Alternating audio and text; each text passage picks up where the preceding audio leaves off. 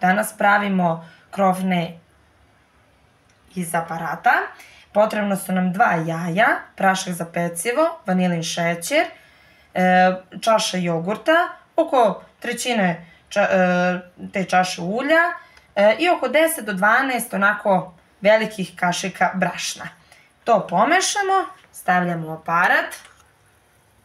Evo, i sad ćemo da vidimo kako će da ispadne. I sad za jedno 2-3 minuta krofnice će biti gotove. Krofnice su gotove. Za tili čas možemo da ih prelijemo prah šećerom, džemom ili kremom, kako više volite. Unutra smo malo dodali i koru limuna, da čisto ima malo arome. Mi ćemo evo sada da prelijemo malo sa istopljenim kremom.